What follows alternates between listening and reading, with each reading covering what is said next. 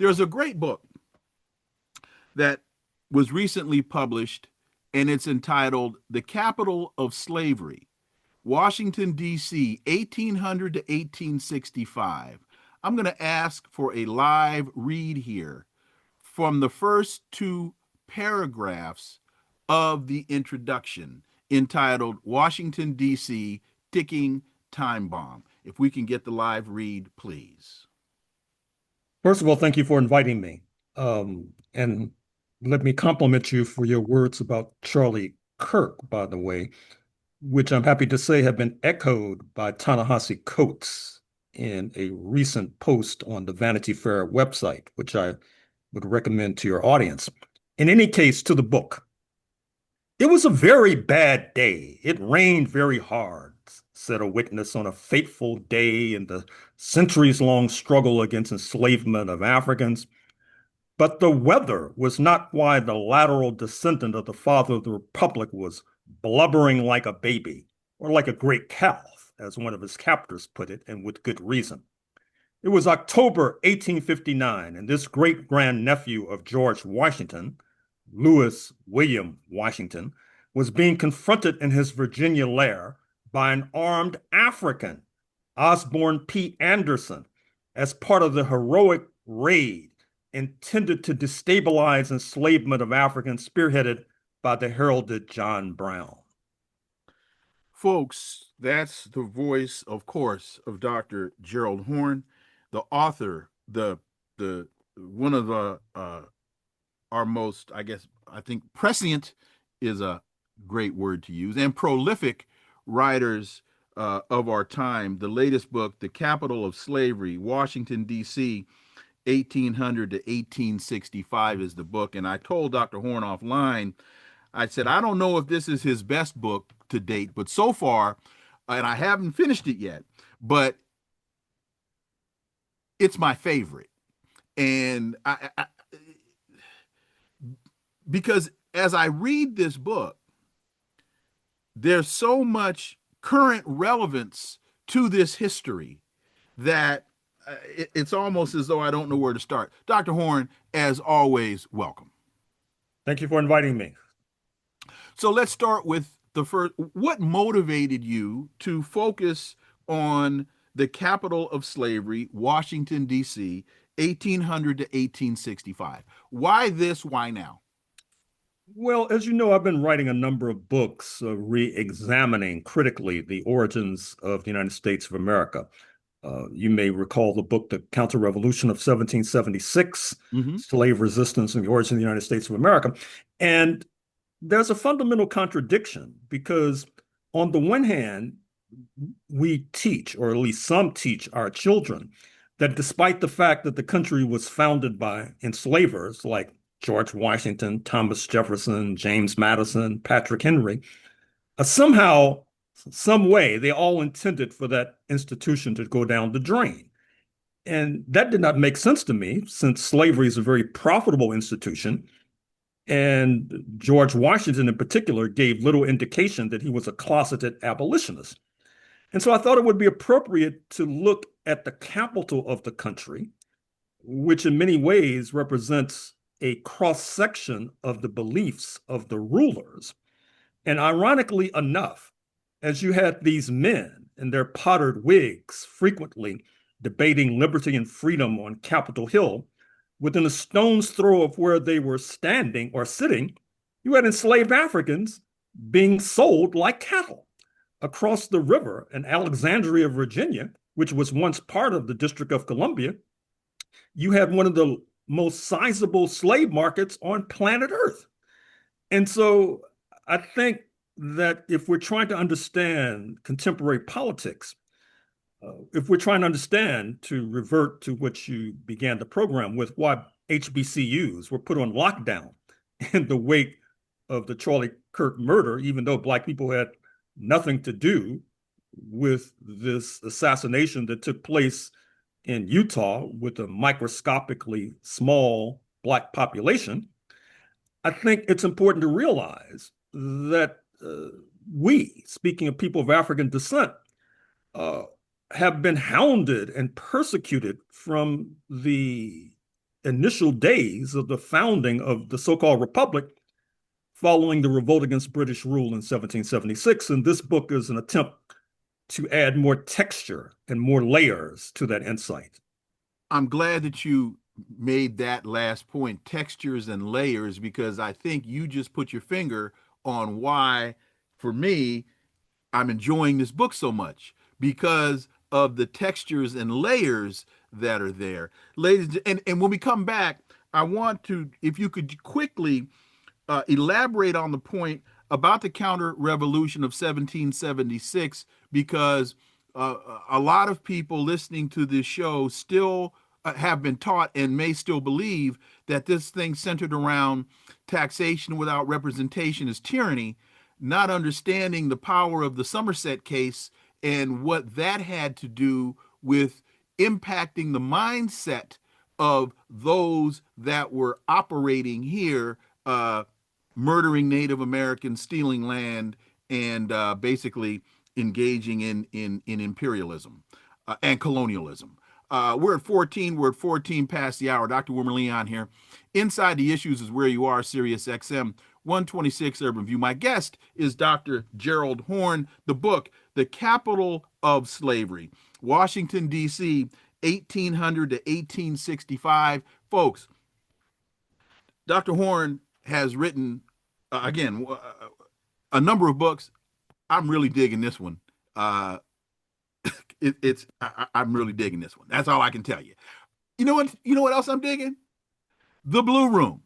Sonny Rollins on Impulse, 1965. Sonny on tenor. Ray Bryant on piano. Walter Booker on bass. Mickey Roker on drums. Do yourselves a favor. Keep it locked right here. Sirius XM 126 Urban View.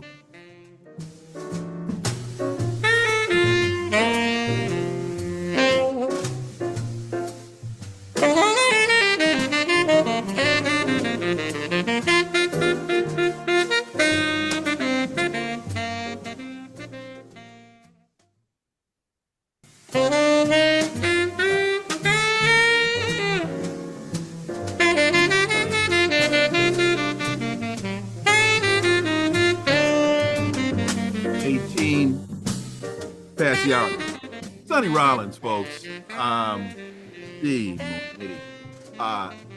been listening to it all, listening to him all day. He's my featured artist in my house for the entire day. It's just all day, all Sonny Rollins, and so thought I'd let you all partake in that as well. That's the Blue Room, Sonny Rollins on Impulse, 1965, and phenomenal, just phenomenal stuff. And talking about phenomenal, The Capital of Slavery is the book, Washington, D.C., 1800 to 1865. It's the latest release by Dr. Gerald Horne. And you're going to be in Silver Spring, Maryland at Montgomery College, Dr. Horne. That is correct. On October 17th in the early evening, speaking about this book and its contemporary implications for not only the DMV, the District of Maryland and Virginia, but also for the nation and ultimately the world.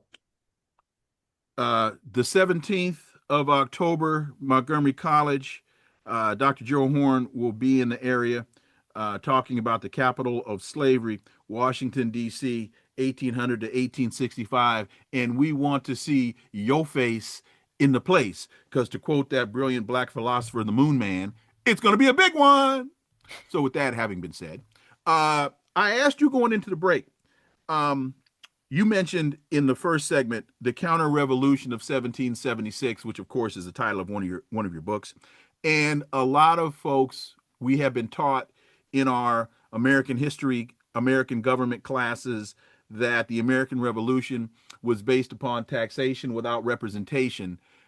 No mention of the Somerset case. And so I wanted you just to quickly give some context to that point, because I think it helps people understand just about from whence everything else flows.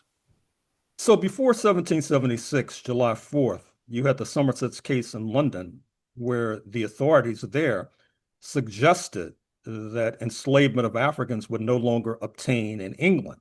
There was a resonant fear that that decision would leapfrog the Atlantic and jeopardize the immense fortunes of enslavers, including George Washington, Thomas Jefferson, James Madison et al.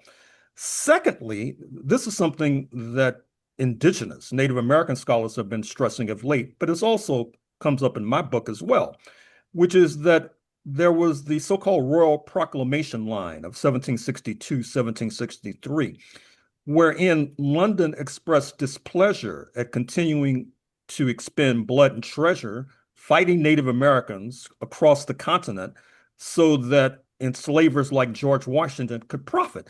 In fact, you may recall that in the book at hand, I was able to take a peek at the will, the last will and testament of George Washington. Mm-hmm. And this guy may have been the most bountiful landowner on planet Earth. And of course, all at the expense of Native Americans, for example.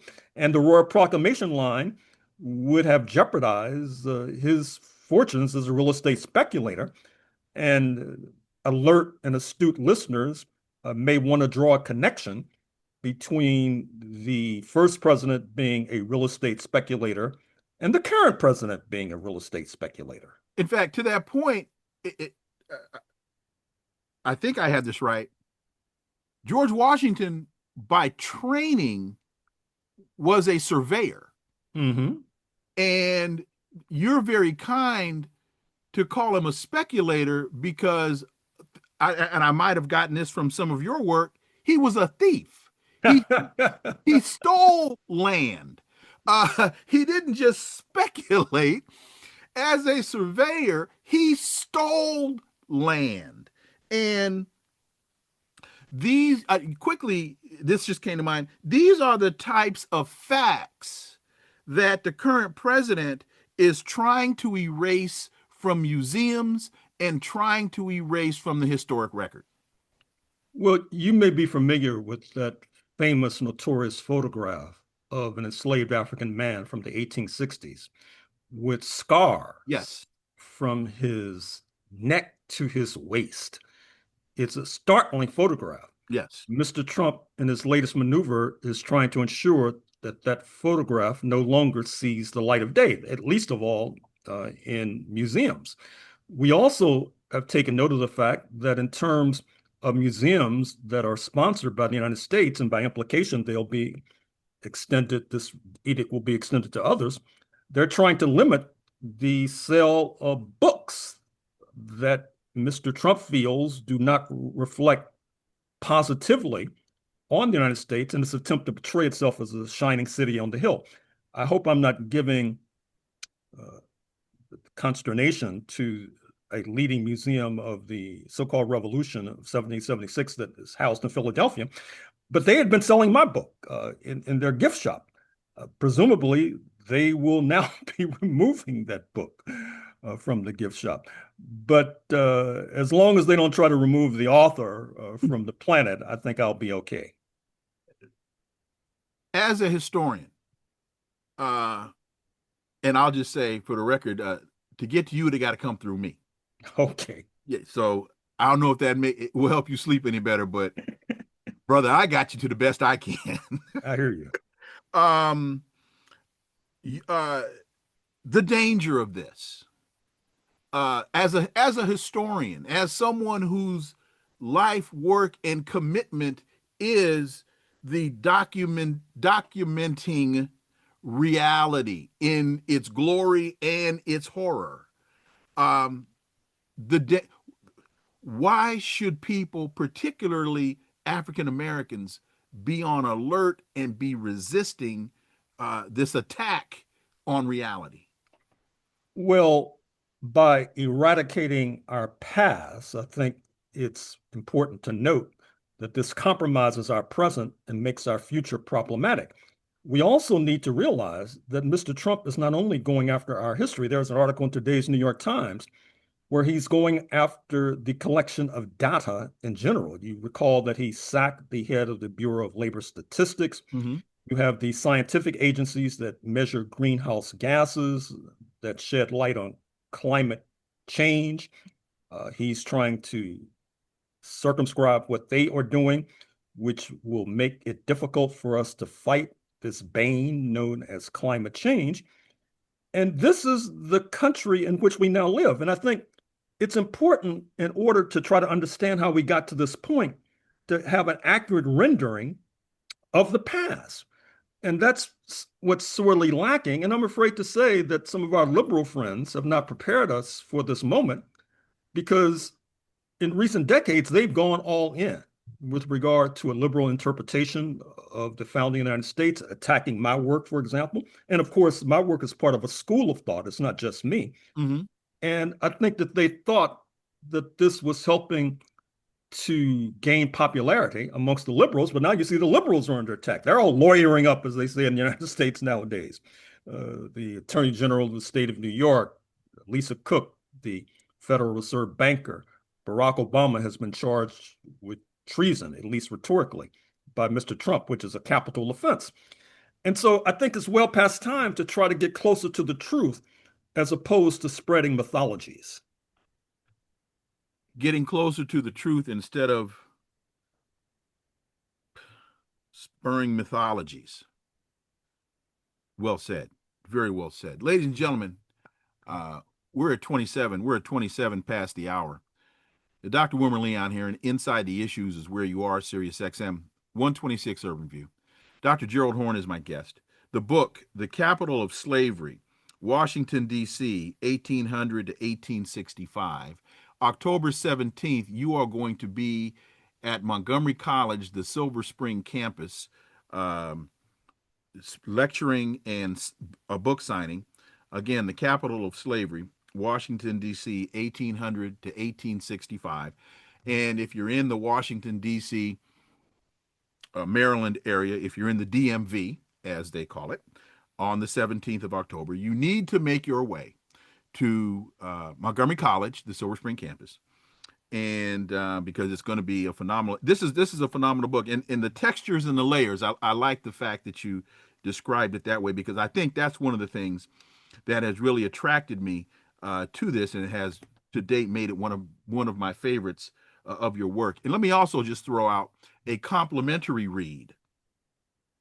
The Black History of the White House is, I think, a great compliment after you've read The Capital of Slavery. Only after. You got to go get The Capital of Slavery first, read that, and then get The Black History of the White House, written by Dr. Clarence Lusane. Phenomenal work there as well. Phenomenal work? Oh, The Blue Room, Sonny Rollins on Impulse, 1965. Sonny Rollins on tenor, Ray Bryant piano, Walter Booker on bass, Mickey Roker on drums. Do yourselves a favor, folks. Keep it locked right here. Sirius XM 126, Urban View.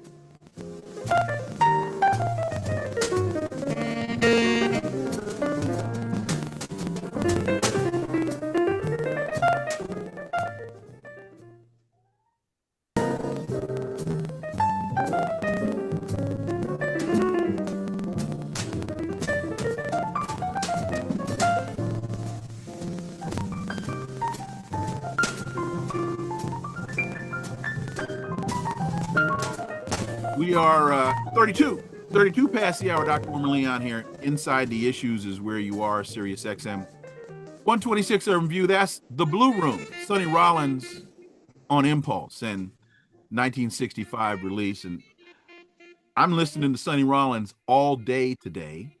If you come by the house, this is what you're going to hear.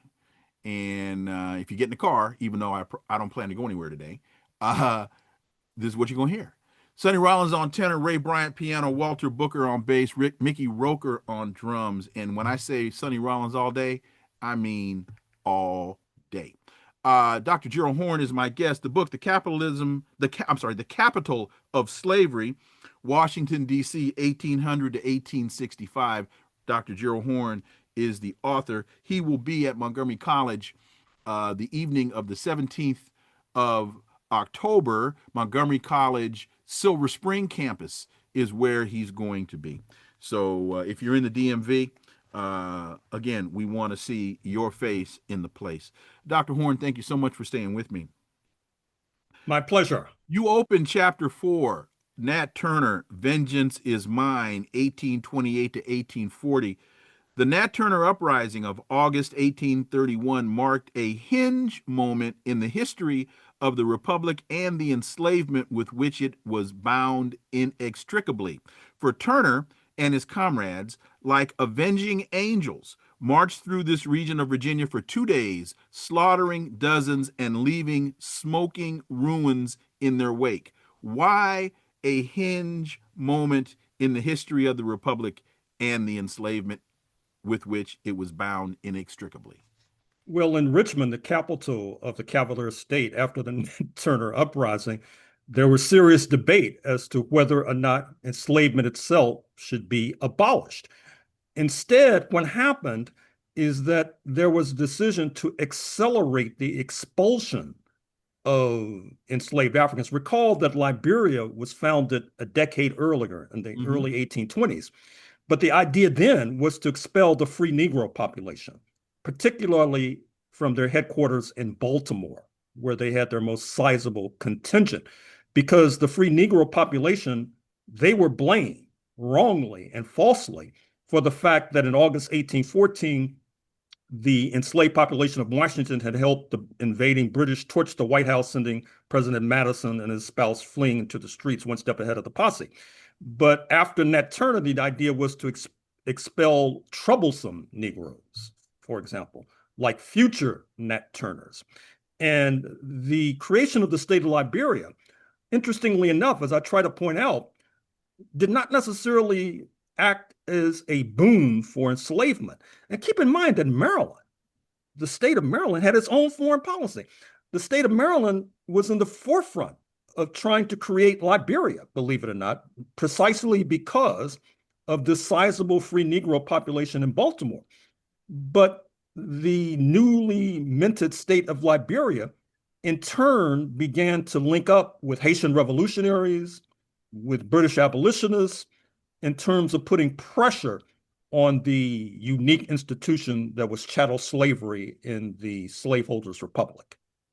Will you please repeat what you just said about the free black population in Baltimore and what it was allegedly responsible for? So Baltimore, for various reasons, had the largest and most sizable free black population. And as I said, they were blamed falsely for stirring up the enslaved population. Now, it is probably accurate to say that their very existence, being free, Mm-hmm. was a model for the enslaved to emulate. And to that extent, their presence was troublesome. That was a secondary reason for expelling that population. Listening to you explain that just made me think about something I heard said by this guy, Charlie Kirk. Oh, it's happening all the time in urban America. Prowling blacks go around for fun to go target white people, and that's a fact. It's happening more often, end quote. When you said that, it just took me right to that racist, xenophobic bigot, Charlie Kirk. Um, and I don't think that I'm stretching the rubber band too far to tie to make that connection. Keisha in Seattle on one. Good morning. You have a question for Dr. Horne about his books. Yes, give me one quick second to put my Bluetooth in. Okay. All right, go All ahead. right. You all hear me okay? Yes, go ahead, please. Okay, great. Thank you. Thank you for taking my call. So I have read, and I'm really happy to be speaking with you this morning, Dr. Horne. I recently read that you were maybe earlier this year. I live in Seattle, and I read earlier, or I heard you say that you were on the here in the Pacific Northwest doing some research, and I wish I could have had a chance to meet you or see you, but hopefully that'll happen one day. I haven't read your current book, The Capital of Slavery. I've been watching some videos on YouTube recently, and you've been discussing it. I have read The Counter-Revolution of 1776. It took me a long time to read it, just because all the different references and going back and forth and just following and getting more knowledgeable and trying to understand some of the things that you were highlighting in the book. But it's really opened my eyes to a lot of different things, and I've read several of your other books, and I really like the cover art. Just wanted to comment on the counter-revolution of 1776. So my question is, I'm also reading this book, American Inheritance, Liberty, and Slavery and the Birth of a Nation, 1765 through 1795 by Edward J. Larson. He gives this middle-of-the-road traditional narrative of the revolution and some aspects of African American, the people of African descent, their contributions to the revolution. And how is a person, with all of this information and everybody presenting facts, and not to say that there is a traditional narrative. There are things that are true. Everything can be true and some things can be true. But as a layperson or just a person who reads, how do you, and you know what you see and you know what you read, but how does a person go about deciphering and understanding the truth? And I know there isn't one truth. Okay, thank you, Keisha. We got it. Thank you. Thank you. Go ahead, Gerald. Well, I would say stick with the basics. For example, we know that in terms of the war spearheaded by George Washington, that the African population by several orders of magnitude did not stand beside George Washington. Just like in 1861 to 1865, the Africans by several orders of magnitude did not stand with the enslavers then. Likewise, we should be able to draw reasonable inferences from what's happening today. For example, how and why is it that our population is disproportionately cited on death row, more subject to police terror? Why are Black women more likely to be burdened by high infant mortality rates? Are these just accidents, or do they flow inexorably from a pro-African slavery revolt against British rule in 1776 and the attempt to extend that revolt in 1861 to 1865, which of course failed, which then brings even more antipathy and animosity our way? Let me add, if I could, a more general answer to Keisha's question, and that is, I think, and this is something that I've said to my students, you need to approach this as though you're putting together a puzzle, and each book is a piece to the puzzle. And as you're sitting there at the table trying to put this puzzle together, either you've looked at the box and you see the picture that you're trying to put together, or maybe you don't look at the box and you just start trying to find how these pieces fit. And so the book that you referenced, Keisha, also context is very important. So you start putting these puzzle pieces together and you'll find either some pieces fit and some pieces don't, or you're putting a piece that's supposed to fit, but you're putting it in the wrong place. And so you just keep working towards the end of trying to grasp the bigger picture. And sometimes you have to ask yourself, does the narrative make sense? Just inherently, does the narrative make sense? And I think that's another element. That is not the answer, but I think that is an element to the answer. Approach this as though you're putting a puzzle together. Keisha, thank you very much for that question, and thank you very much for listening. We talked about chapter 4 and Nat Turner, The Vengeance is Mine. Chapter 6, John Brown, His Truth is Marching On. And you open that, the raid led by John Brown in Virginia in October of 1859 seemed to enslavers to have been an utter surprise. It should not have been in light of August 1814, August 1831, and the long and bloody history of the slave revolts and the like. It should not have been in light of 1851 in Christiana, Pennsylvania, when free Negroes were accused of killing a Maryland enslaver, and President Millard Fillmore charged 30 Negroes and 10 Euro Americans with treason. We go from Nat Turner to John Brown. If you would talk about that opening and then connect the two, please. Well, there's a certain practice naivete in the highest levels of the United States of America. That's to say, being perpetually surprised by slave revolts. I mean, you're going to make people work for free under the most barbaric and cruel and savage conditions, and then you're shocked and surprised when they revolt. Fortunately, we have the still lingering example of John Brown, a Euro-American to be sure, who was outraged by enslavement of Africans. And interestingly enough, despite the fact that supposedly the national consensus today is anti-slavery, John Brown has not received a fair appraisal and a fair rendering. I mean, there was a recent TV movie featuring the Hollywood star Ethan Hawke portraying John Brown.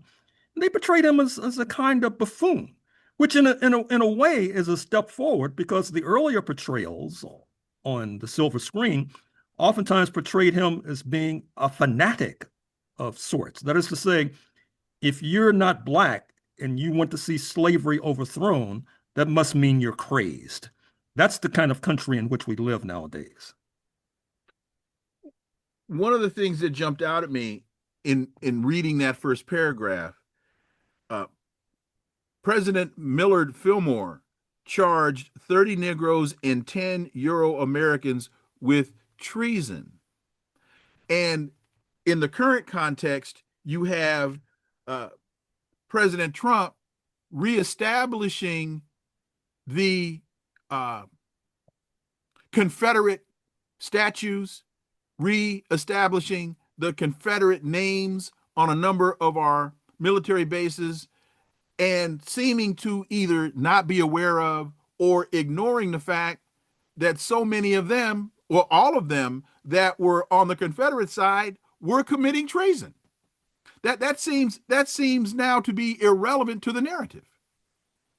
Well, this is why I saluted Ta-Nehisi Coates and his piece that echoed yours with regard to a critique of Charlie Kirk, because he made the point that the attempt to sanitize the odious words of Charlie Kirk today is of a piece with the attempt to sanitize the slaveholders' treason from 1861 to 1865 through this lost cause rhetoric, through movies like Gone with the Wind, movies like Birth of a Nation. And in fact, if you pick up your newspaper today, you'll see stories about attempts to build statues in the name of Charlie Kirk.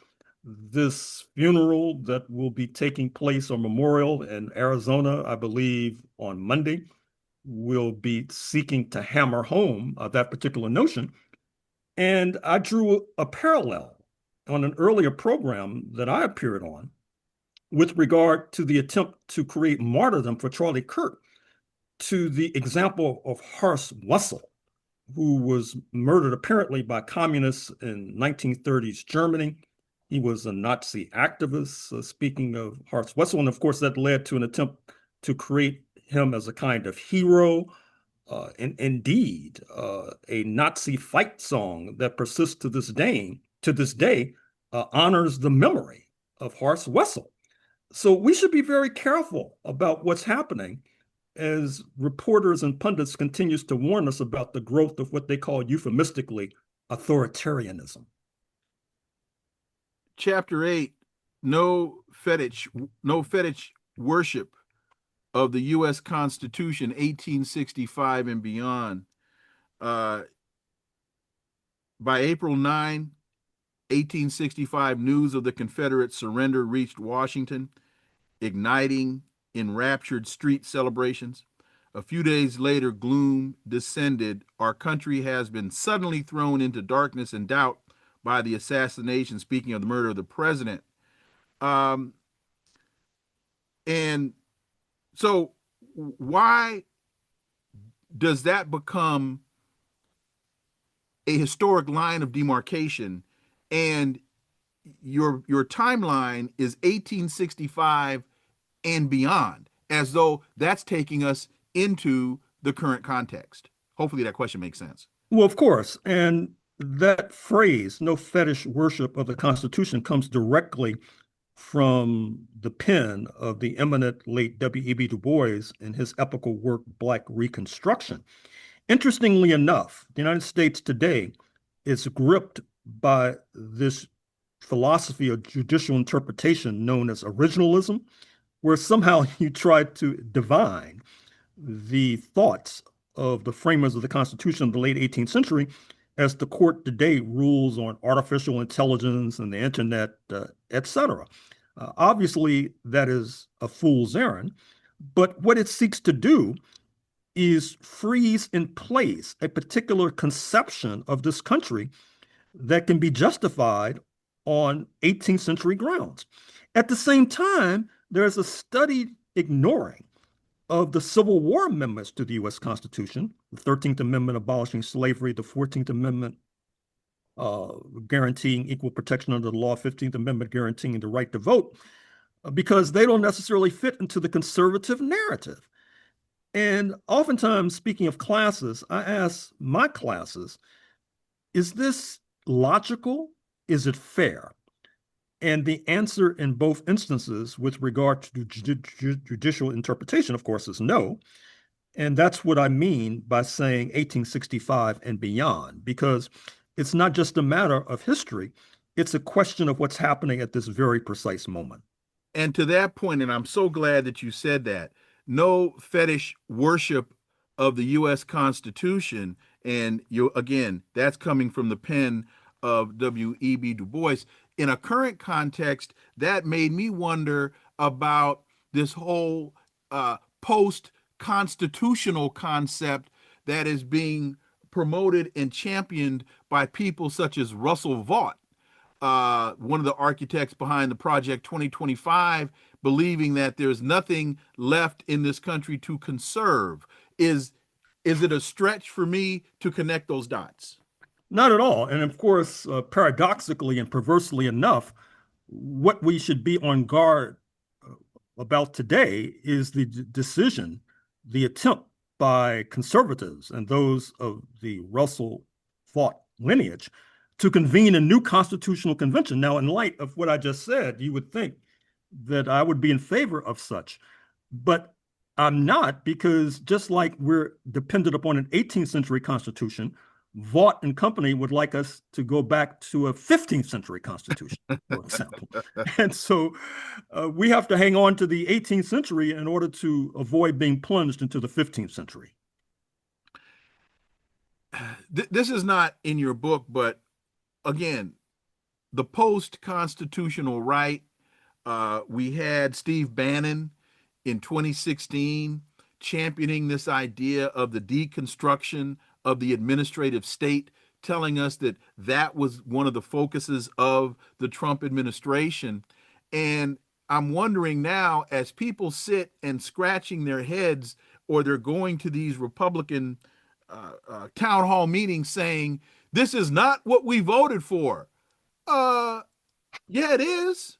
And he told you what he was going to do. And also, I interpret that statement, this is not what we voted for, to be really in the context of, no, you weren't supposed to screw me. Right. I wasn't supposed to lose my job. My wife wasn't supposed to lose her job. You told me it was them, not me, Dr. Horne. Well, that's going to be very difficult. It's like shooting a zebra in the black stripes and expecting the white stripes to somehow be exempted. There was an intriguing article in the New York Times just a few days ago about soybean farmers in the Dakotas. Yes. Who have lost their markets to Brazilian farmers in light Correct. of this trade war that Mr. Trump has launched, not only against China, but against Brazil as well. I think part of the problem, to bring it all back home, is that there is this attempt to cling to 1776 as the supposed great leap forward for humanity, despite the fact that it led directly to intensified genocide against indigenous people and to more enslavement of Africans. And so what happens inevitably is that those who cling to that idea are helping to give jet propulsion to a great leap forward to the past, which is what we're engaged in now. Because let's be clear, the Trump regime would like to abolish the New Deal, which delivered Social Security, unemployment compensation, etc., and abolish the 1960s, which brought the Civil Rights Act of 1964 and the Voting Rights Act of 1965. And that's what people voted for, whether they realized it or not.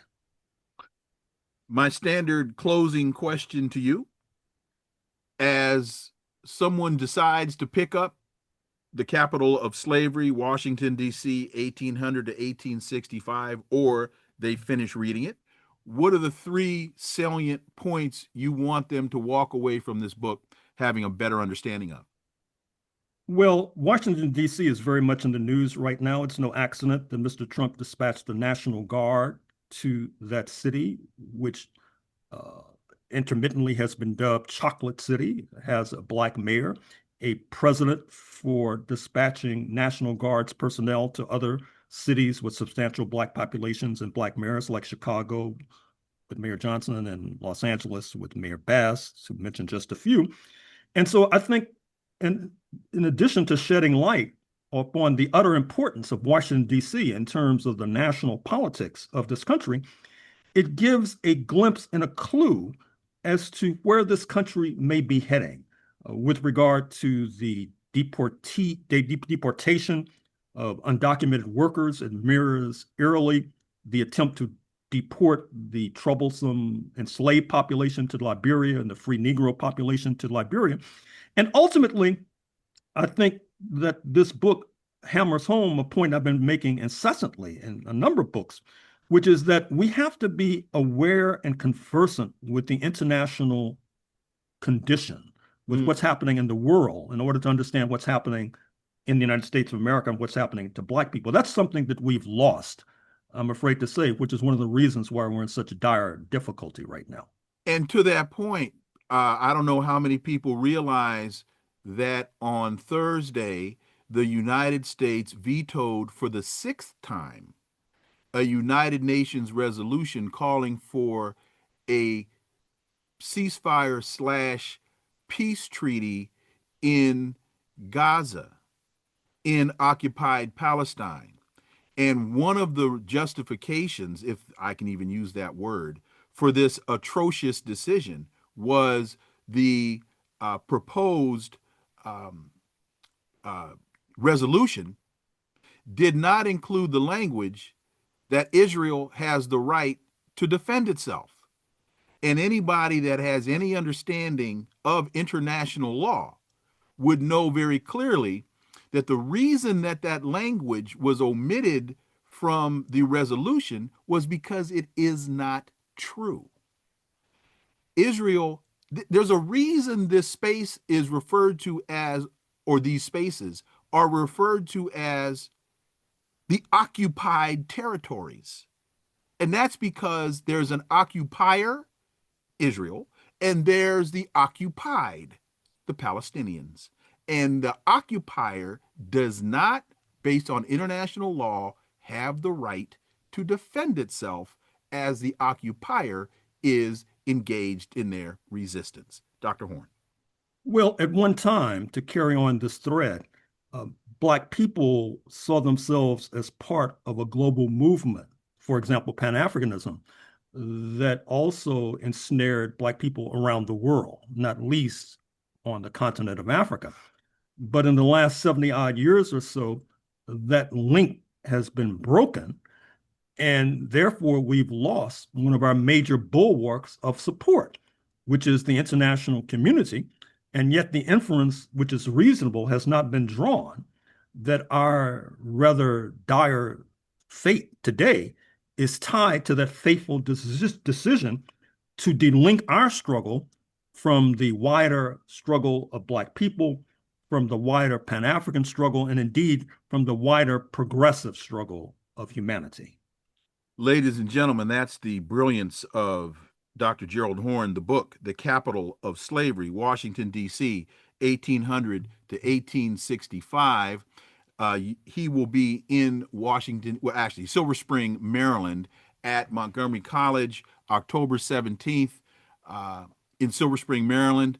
And you want to come and hear this lecture because he's, as you heard through this conversation, tying the then to the now. So, Dr. Horne, as always, my dear brother, thank you. See you on the 17th. And as always, look forward to having you back.